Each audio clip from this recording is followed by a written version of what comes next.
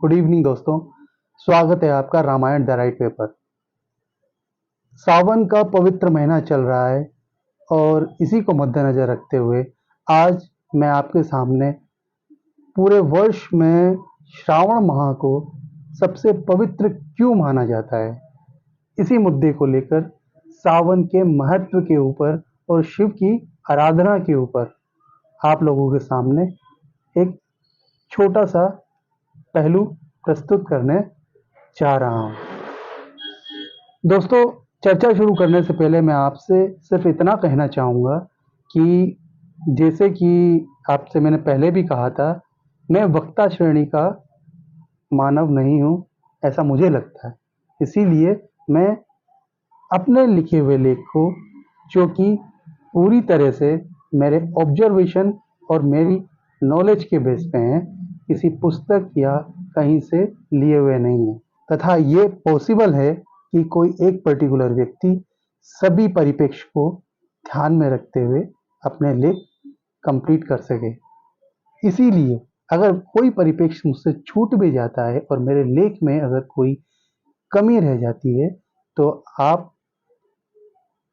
तो मैं आपका स्वागत करता हूं। कमेंट सेक्शन में मुझे कमेंट जरूर लिखिए और मेरे लेख को सुधारने में मेरी हेल्प कीजिए। दोस्तों, इसीलिए मैं अपने लेखों को बखूबी बोल के आपको बताने की जगह मैं पढ़ के आपको बताता हूं। शिव, सावन के महीने में शिव को विशेष महत्व दिया गया है और शिव जी जो हैं वो सृष्टि की उत्पत्ति के, स्थिति के और संहार के अधिपति माने जाते हैं। वैसे तो संपूर्ण संसार के ईश्वर एक ही हैं, परंतु हिंदू धर्म में प्रकृति की संरचना से संचालन और विनाश तक के कार्यों में तमाम शक्तियों और व्यवस्थाओं की जरूरत पड़ती है। इसी बात को मद्देनजर रखते हुए उसी एक अविनाशी ईश्वर के तमाम अवतारों की संरचना धार्मिक तरीके से मनुष्य जाति को समझाने के लिए बड़े सुंदर तरीके से की गई है। इसी कड़ी में श्री विष्णु को संरक्षण और परिवर्तन के अर्थात प्रकृति के संचालन के देव मानते हैं। सावन के महीना धार्मिक तौर पर तो शिव जी की आराधना के लिए विशेष रूप से अर्पित है, जो सृष्टि के निर्माता संहारकर्ता भी हैं। इसी बात को ध्यान में रखते हुए यदि सावन के महीने का तर्कपूर्ण महत्व समझें तो हम क्या पाते हैं? इस माह में प्रकृति को एक नया जीवन मिलता है, परंतु जहां हरे भरे पेड़ पौधे, नदियों को, कुओं को, तालाबों को, भूमि के जल स्तर को, वन्य जीवों को एक नया जीवन इस माह में मिलता है, वहीं पर वातावरण में जल वाष्प की अत्यधिक सघनता की वजह से तमाम कीट, कीड़े और मनुष्य के परिप्रेक्ष्य में देखें तो हानिकारक सूक्ष्म जीवों जैसे कि बैक्टीरिया, वायरस इत्यादि को भी प्रकृति में पनपने का असीम मौका इस माह में मिलता है। इसीलिए सावन के महीने को सबसे पवित्र माह माना जाता है। लोगों से नित्य पूजा आराधना करने को कहा जाता है ताकि लोग खुद साफ सफाई से रहें और अपने घर आंगन और परिवेश को भी साफ रखें, जिससे मनुष्य कई घातक बीमारियों और महामारी के प्रकोप से बच सके। जहां तक हम धर्म या रिलीजन की बात करते हैं तो इसका जो मुख्य उद्देश्य होता है वो संबंधित क्षेत्र के मानव समूह को संबंधित रीति रिवाजों और आस्थाओं के परिप्रेक्ष्य में एक मुख्य धारा से जोड़ना होता है। इसी संबंध में मैं आपसे एक बात कहना चाहूंगा कि धर्म और आस्था में बहुत बड़ा अंतर होता है, जिसके बारे में हम किसी अन्य एपिसोड में चर्चा करेंगे। फिलहाल, और धर्म और राजनीति एक ही सिक्के के दो पहलू होते हैं।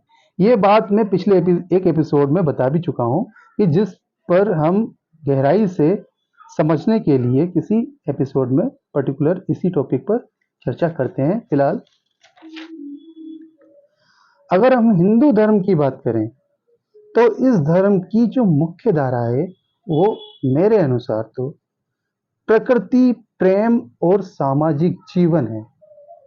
प्रकृति, प्रेम और सामाजिक जीवन जो हमें इंसान बनाता है, परंतु अत्यधिक प्राकृतिक प्रेम को मुख्य धारा बनाने के कारण इस धर्म में एक कमी रह गई है। यह धर्म शायद भूल गया है कि हम इंसान तो हैं, परंतु उससे पहले इस धर्म के जो अनुयायी हैं वो सजीव भी हैं, जिसमें कि हम एनिमल की श्रेणी में आते हैं। और सजीव जाति का एक मुख्य गुण होता है स्ट्रगल फॉर सर्वाइवल, यानी कि जीवन के लिए संघर्ष।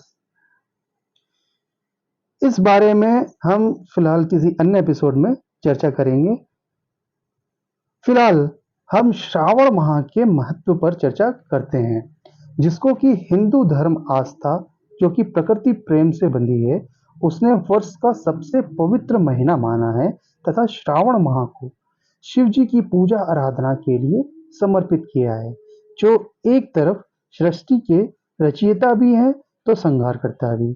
इसी बात को मद्देनजर रखते हुए श्रावण माह में अनुयायियों से शिव की भक्ति में ध्यान केंद्रित रखते हुए हर प्रकृति विरोधी कार्यों पर रोक लगाने की अपील की जाती है, जिसमें कि मांस इत्यादि के सेवन पर भी पाबंदी है।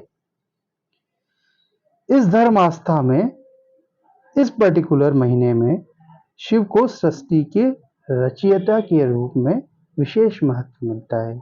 श्रावण माह में शिव को सृष्टि के रचयिता के रूप में विशेष महत्व मिलता है।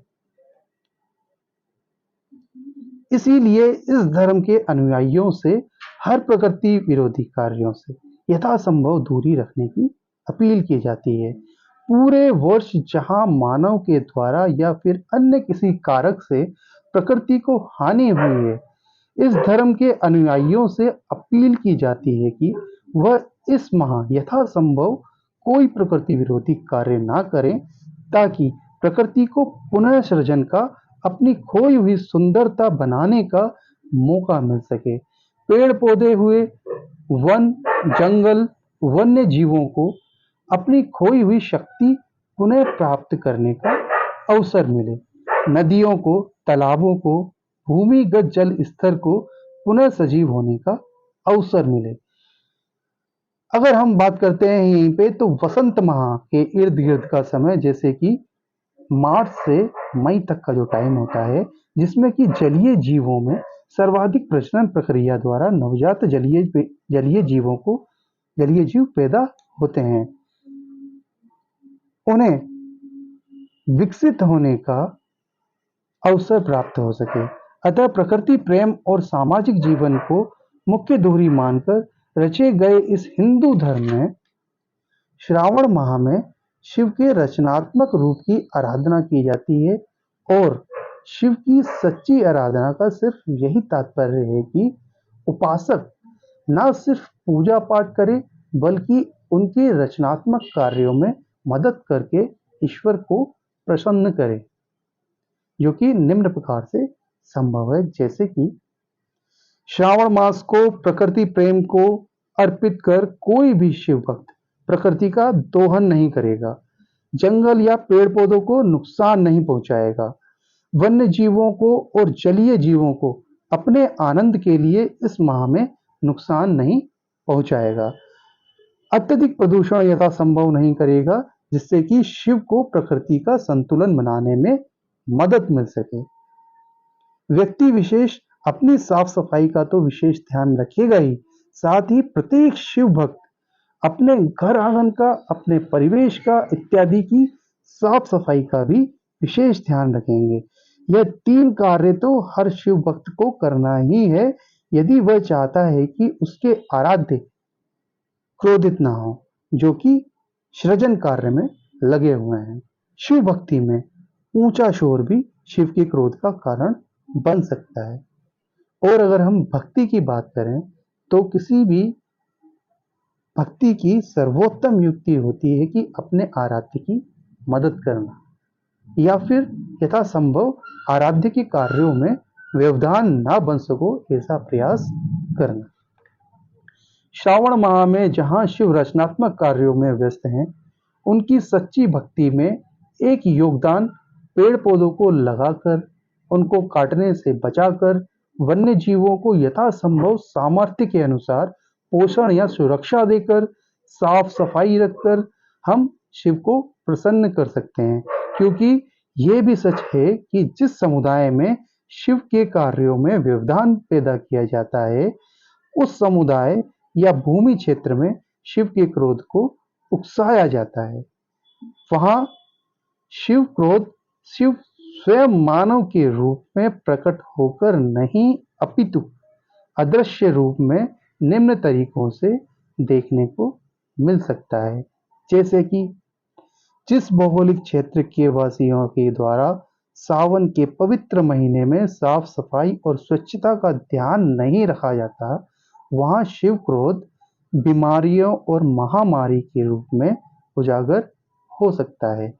क्योंकि ये वह महीना होता है जिसमें कि वातावरण में जलवाष्प की सघनता की वजह से गंदगी में तमाम मनुष्य के परिप्रेक्ष्य में हानिकारक कीटाणुओं और विषाणुओं को पनपने का मौका मिलता है। वहीं अगर मानव समाज को आज के समय में सर्वाधिक शक्तिशाली है, यदि ये समाज पूरे वर्ष में मात्र एक महीना है, जिसमें कि प्रकृति के संदर्भ में सावन का महीना सर्वोत्तम है, प्रकृति को अपनी खोई हुई सुंदरता और शक्ति को पुनः जीवित करने को नहीं देगा तथा अपने लाभ के या फिर लोभ के कार्यों में प्रकृति का निरंतर विनाश करता रहेगा, तो शिव का क्रोध कुछ इस तरह से बरसेगा कि उसके रौद्र रूप को हम सह नहीं पाएंगे। कहीं अकाल होगा तो कहीं बाढ़, कहीं भूकंप तो कहीं महामारी, कहीं असहनीय तापमान होगा तो कहीं अन्य प्रकार से मानव समाज को शिव का क्रोध देखने को मिलेगा। इसीलिए मेरा अनुरोध है कि जो शिव को अपना आराध्य मानते हैं, शिव भक्ति में लीन हैं, उनके लिए शिव की सच्ची आराधना का एक हिस्सा यह भी है कि वर्ष के इस पावन महीने में, जो कि प्रकृति के संदर्भ में सर्वोत्तम माना जाता है, शिव भक्त यथासंभव कोई प्रकृति विरोधी कार्य ना करेंगे तथा शिव का साथ इस माह में उनकी रचनात्मक कार्यों के लिए प्रकृति की खोई हुई शक्तियों के पुनः निर्माण में देंगे।